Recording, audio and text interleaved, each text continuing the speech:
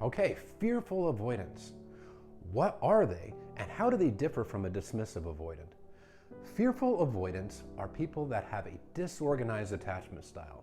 This means they have both an anxious attachment as well as an avoidant attachment. They were typically emotionally neglected in childhood. Their parents or caretakers did not give them the emotional nurturing that they needed, and their feelings were often routinely dismissed as children. However, unlike a dismissive avoidant, the fearful avoidant typically had a chaotic household as well, and possibly even endured physical or emotional trauma or abuse. That's how they develop an anxious as well as an avoidant attachment.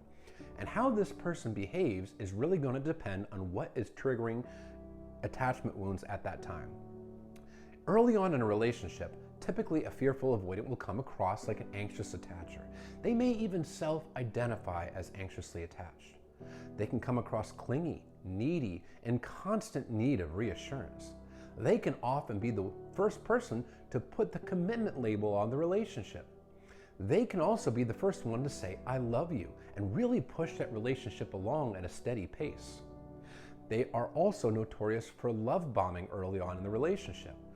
Keep in mind, just like a dismissive avoidant, they spend a lot of their lives bottling up their emotions, suppressing their feelings. So early in the relationship, all that infatuation is happening, the dopamine levels are flying, and they're letting all those bottled up, suppressed emotions flow out. As the relationship progresses, the avoidant side will come into play. The first issue is the lack of communication. Just like a dismissive avoidant, a fearful avoidant does not feel comfortable or confident expressing their needs, wants, desires, or feelings. If their partner is doing something that bothers them, they typically won't say anything. They also won't assert their needs. And as their needs are not being met because they haven't told their partner and they haven't expressed any issues in the relationship to their partner, they bottle this up, and bottling it up can lead to resentment. They can start to resent their partner without the partner even knowing about it. Eventually, the resentment builds to the point where the fearful avoidant decides to leave the relationship. This happens abruptly. The partner had no clue that there were any issues that were brewing. And the fearful avoidant, when they end the relationship, they do a discard in a very similar way to a dismissive avoidant.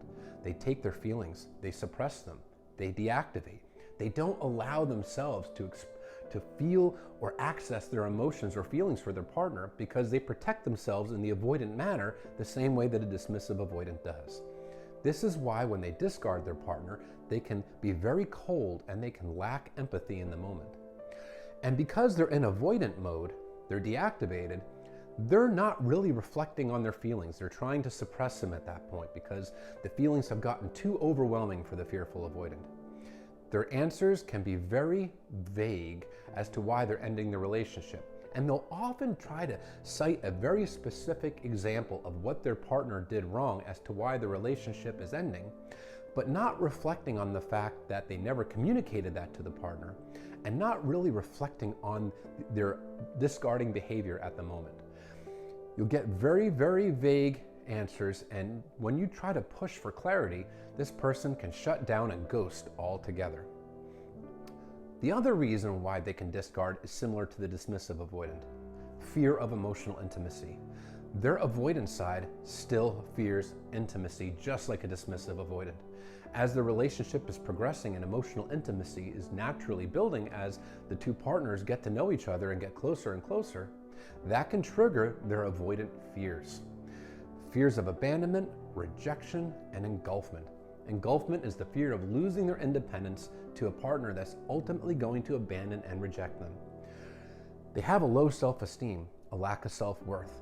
And the fear is, if the partner gets to know the real them, if they get behind the castle wall that they built around their heart, the partner is going to see that they are in fact too good for the fearful avoidant, that the fearful avoidant is in fact unlovable, and they're going to get rejected and abandoned by this person. And that really scares them. So, as a way to protect themselves, they can come up with different deactivating strategies to push the partner at an emotional arm's length. This can be arguing, finding little issues to criticize the other person about, to keep them at an emotional distance. It can include cheating, stonewalling, even disappearing for days. All very similar behaviors to what a dismissive avoidant does when their avoidant fears are triggered. And this can also result in an abrupt discard too. When the fear gets overwhelming for the fearful avoidant, again, they shut down in the same way that a dismissive avoidant does, and they can discard their partner. And it can be a very traumatizing experience. A fearful avoidant is far more likely to come back after discarding a partner than a dismissive avoidant. A fearful avoidant will have their anxious side generally triggered as their ex is using no contact on them. During a period of no contact, the avoidant will start to get their anxious side triggered, and they can desperately try to rekindle the relationship. The problem is when they come back, emotional intimacy starts to build again, and it triggers the avoidant fears, and they can discard their partner all over again. It is not uncommon for a fearful avoidant to discard the same partner and come back multiple times, 5, 6, 7, 8, 9 times or more. Back and forth, push, pull. And they really give a very extreme push-pull experience with the partner because they have that anxious side and they have the avoidance side. Sometimes they're coming close and then they're pulling away, coming close and pulling away. Just like a dismissive avoidant, they can heal their attachment wounds, and it usually does involve extensive therapy. It involves working on those core attachment wounds, that low self-esteem, healing the stuff from childhood, as well as a commitment to a change in behavior. A consistent change in behavior is actually where the emotional mind will get reprogrammed. It's the doing that really does the work. Now, if you got discarded by one of these people, or if you've been discarded multiple times by the same partner, understand it is a reflection of them and their attachment wounds. It's a reflection of their unhealed traumas. It is not anything you caused, because you can't force anybody to discard you, but you also can't force anybody to heal. They have to want it. So never blame yourself for their behavior, because you didn't cause it.